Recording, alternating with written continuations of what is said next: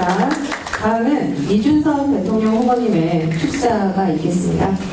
오늘 특히 스승의 날이기 때문에 부모님의 특별한 뜻깊은 축하 말씀이 전국의 초등교사들에게 큰 힘이 될 것 같습니다. 모시겠습니다. 예, 오늘 제가 스승의 날을 맞아가지고 이 교육감 또 교사분들에 대한 여러 가지 이야기를 전달하기 위해서 점심시간에 또 서울 교대를 방문해서 같이 이제 대학교 1학년 학생들과 식사를 하면서 미래의 교사 자원으로서 본인들이 가지고 있는 문제의식 그리고 또 두려움에 대한 이야기를 많이 들었습니다. 그리고 그들도 이제 교사의 꿈을 꾼 지 얼마 되지 않았음에도 불구하고 본인들이 교육이 너무 좋아서 이 길을 선택했는데 교육이 아닌 교육 외적 부분에서 본인들의 꿈과 의지가 꺾이는 상황이 나올까에 대해서 상당한 두려움을 가지고 있었습니다. 그래서 저는 그 부분을 해결하기 위해 가지고 여러 가지 약속들을 했고 이미 언론에 나온 것처럼 선생님이 어떤 식으로든 교육이 아닌 활동으로 인해 가지고 교육 활동에 대한 투자가 열화되어서는 안 된다라는 입장을 밝혔습니다.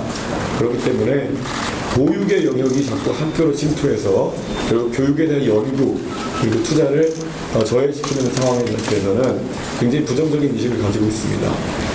그리고 최근과 같이 한 자녀 가정이 많아지는 상황 속에서 민원의 강도나 아니면 민원의 종류가 다양해지는 상황 속에서 특히 민원 처리 업무 중에 과잉으로 인해 가지고 선생님들이 부담을 갖는 것을 확고히 줄이겠다. 그리고 통상적인 민원을 넘어서 선생님에 대해 가지고 사실에 근거하지 않은 그런 무고에 가까운 행위를 하는 행위 등에 대해서는 그것을 굉장히 중요한 범죄 행위로까지 다룰 수 있다라는 이야기를 했습니다. 마찬가지로 어떤 이유에서든 분쟁이 조정되지 않고 법적인 쟁송으로까지 도달했을 때는 결국에는 그것에 선생님 개개인이 변호사를 고용해서 대처해야 되는 그런 상황이 나오지 않고 교육청과 교육지원청에 이런 일을 전담할 수 있는 전문성을 가진 변호사를 임용해서 소송을 교육청과 교육지원청 차원에서 대리해서 선생님 측에서 진행할 수 있도록 하겠다라는 계획을 발표하고 하겠습니다.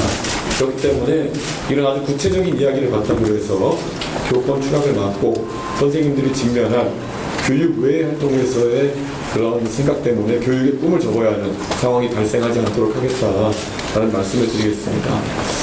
그리고 사실 저희 같은 경우에는 학생들을 실제로 제대로 교육하고 훈육하기 위해서는 지금까지 단순히 지난 몇십 년 동안 마음으로 이렇게 다독여라와 같은 이야기가 아니라 실질적으로 학생들에게 이 학교 내에서의 규칙과 규율을 지키지 않으면 나도 일정한 나의 자유가 제한될 수 있구나 라는 생각을 가질 수 있도록 디텐션 제도 등의 제대로 된 도입 등을 저희가 주장하고 있습니다.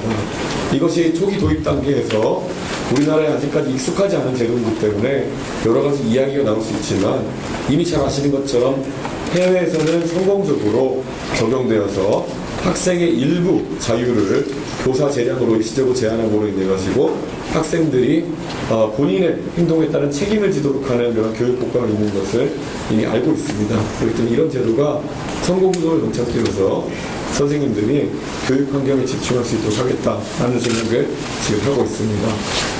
이 외에도 저희는 항상 저는 서희초등학교와 대전의 초등학교 그리고 부산 이번 초등학교 이런 사건들을 겪을 때마다 정말 이 다변화되는 교사에 대한 위협 상황들에 대해 가지고 저희가 꾸준히 인지하고 개선시켜 나갈 것을 약속하고 있습니다. 앞으로도 열심히 해서 교권이 다시 한번 회복되고 한편으로는 대다수 학생들의 학습권이 지켜질 수 있도록 하는데 저희의 힘을 보태도록 하겠습니다. 감사합니다.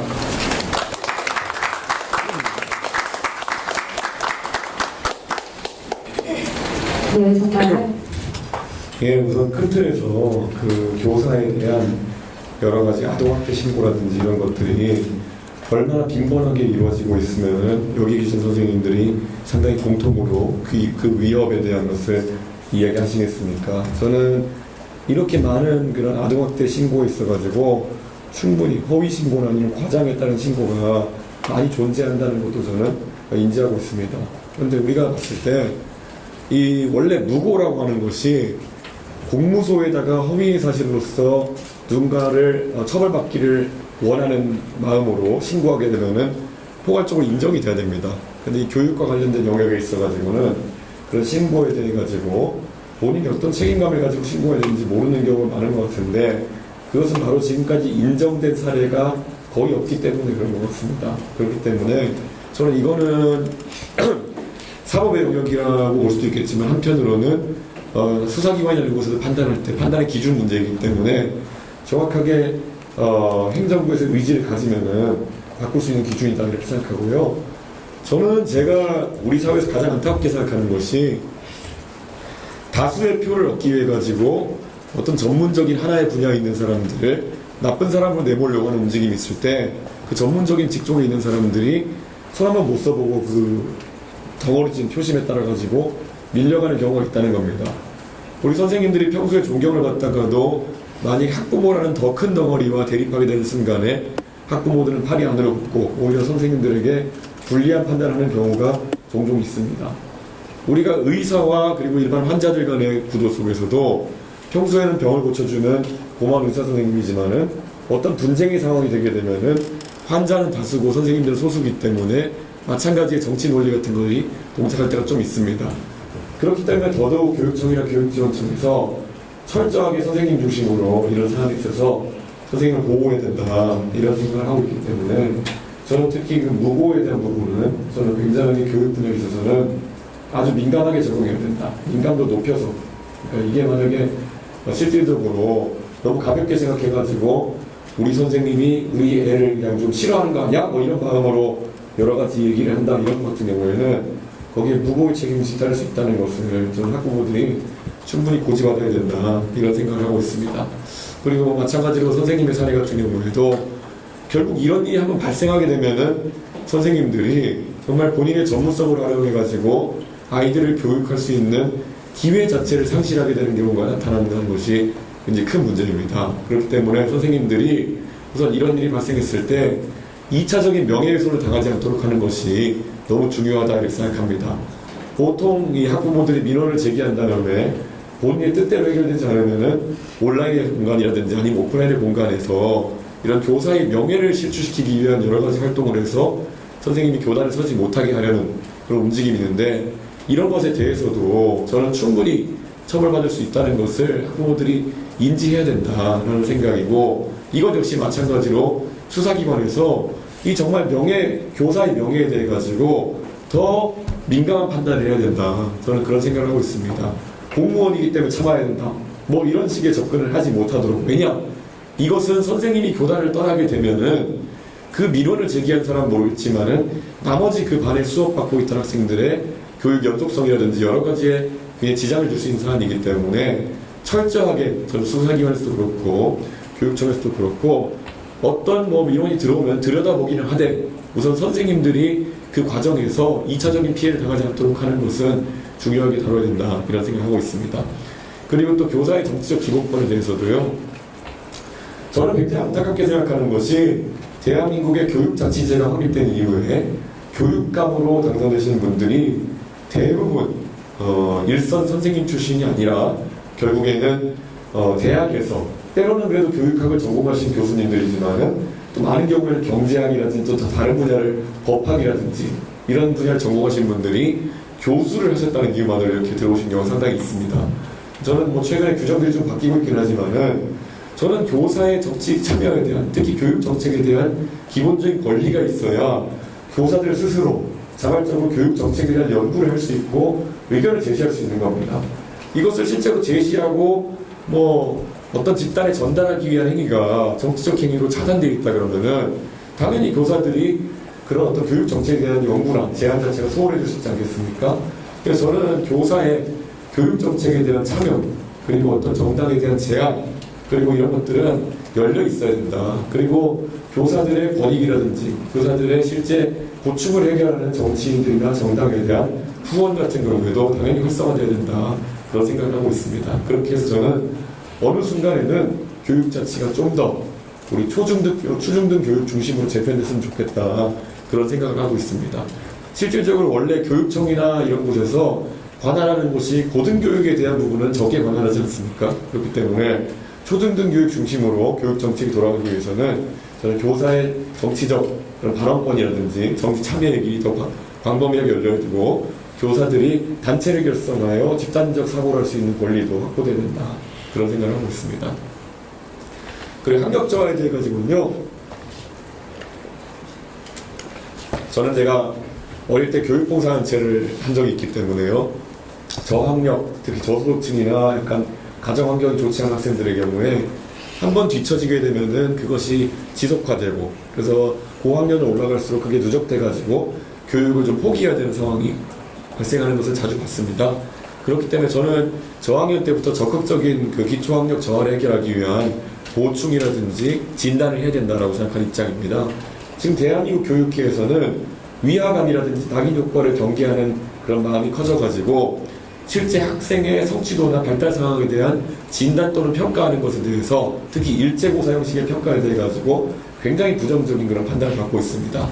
그런데 저는 한편으로는 외국의 사례를 본다 하더라도 기초학력을 조기에 증진시키기 위해 가지고는 조기 진단이 필요하다 이런 생각이고 이게 단순히 진단만 하고 끝나면은 교사나 아니면 학교에 낙인이 돼가지고 추가적인 지원은 하지 않고 교사에 대해서 기초학력을 올리려는 부담만 가중시키는 상황이 생기기 때문에 저는 앞으로 정치권에서 그런 진단을 강화하되 진단을 했을 때 어떤 구조적인 문제 때문에 예를 들어 지방이라든지 아니면은 뭐 다문화 학생들이 많은 환경이라든지 여러 환경 때문에 교사가 단독의 노력으로 이걸 극복하기 어려운 경우에는 추가 지원을 하는 것을 명문화해가지고 당연히 그런 교육 효과를 높일 수 있는 방법들을 인센티브 형태로 시행해야 된다 이런 생각을 하고 있습니다. 어떤 진단에 따라 가지고 당신 왜 이랬어가 아니라 어떤 지원을 하면 될까요 형태로 전환해가지고 만약에 학교의 전반적인 교육 수준이 다른 학교에 비해 가지고 일정 기간 동안 낮게 유지되고 있다 그렇게 한다면은 저는 오늘 제가 서울교대 가서 제안했던 것이 지금 뭐 이제 교육단체에서는 학생들 선생님 비율을 뭐 20대 1이나 그 이하로 해야 된다는 것에 대해 가지고 논의가 많이 되고 어딘 15대 1 얘기하고 이렇게 하는데요. 저는 진짜 문제가 발생한 그런 환경이라고 한다면은 10대 1, 5대 1까지 맞추는 그런 적극적인 판단을 해야 된다. 그런 생각을 하고 있습니다. 지금 잘 아시는 것처럼 학령 인구가 줄어들게 되면서 대부분의 정치인들이나 행정가들 같은 경우에는 교원 임용을 줄여가지고 효율화해야 된다는 이야기를 하고 있습니다. 근데 저는 교대 정원과 교원 임용 간의 괴리를 생각해 봤을 때는 저는 오히려 이것이 대한민국의 기초학력 저하가 발생하는 것을 해소할 수 있는 하나의 기회가 될 수 있다. 저는 이런 생각을 하고 있습니다. 그렇기 때문에 오히려 교원 한 사람당 학생 수를 그런 약간 지원이 필요한 학교에는 굉장히 적극적으로 늘려가지고 선생님들의 부담을 줄이는 것이 저는 대한민국 지방과 수도권 간의 교육 격차라든지 이런 것을 줄이는 데 우리가 큰 도움이 될 것이다. 이런 생각을 하고 있습니다. 그리고 아까 선생님이 그 교육활동 중에 발생한 여러 가지 안전사고에 대한 송무라든지 아니면 보상이라든지 이런 부분에 대해 가지고 공제의 차원에서 해결 안 되는 것을 어떻게 되냐 말씀 주셨는데요. 저는 여기에 대해 가지고는 당연히 송무에 대해서는 아까 제가 말씀드렸던 것처럼 아동학대나 이런 범위를 넘어가지고 교사가 송무에 직면하는 모든 상황에 대해 가지고 교육청과 교육지원청 등에서 국가가 소송을 대리하는 형태로 가야 된다. 그런 생각을 하고 있습니다. 이게 만약 수업 중 활동이 아니라 다른 영역에 있는 활동이라 그러면은 조금 달라질 수 있겠지만은 교사가 수업 활동을 하는 중에 발생한 일에 대해 가지고는 저는 당연히 국가가 그런 소송을 대리해야 된다. 이런 생각을 하고 있고 방금 말씀 주신 교육 활동, 교수업 중에 있었던 활동 외에도 최근에 제가 접한 사례로는 예를 들어 학생들의 수학여행이라든지 아니 외부 지도 활동 중에서도 예를 들어 30명의 학생들을 선생님 한 분이 인솔하다가 뭐 가벼운 교통사고든지 아니면은 뭐 이런 상해사고가 났을 때 그런 부분은 솔직히 어떤 훈련받은 선생님이 아니라 저한테 비슷한 상황이 있다 하더라도 저는 그런 사고를 면할 수가 없었을 겁니다. 그렇기 때문에 자꾸 선생님들에게 슈퍼맨이 돼가지고 30명의 학생들을 그 진짜 저학년이나 이렇게 통제가 안 되는 학생들을 통제하라고 강제하고 그 다음에 그에 대한 책임을 떠넘기는 것이 아니라 만약에 그런 학생의 다수를 통솔해야 되는 상황이 있게 되거든 그 상황에 맞춰가지고 추가적인 통솔 인원을 예를 들어 그날 당일에 다른 사람을 전문성 있는 사람들을 일시적으로 고용해가지고 쓰던지 우리 지금 보면은 정책적으로 봤을 때 퇴직 경찰이라든지 아니 이런 분들 같은 경우에도 굉장히 그런 단기적인 일자리나 이런 것들을 많이 찾고 계십니다.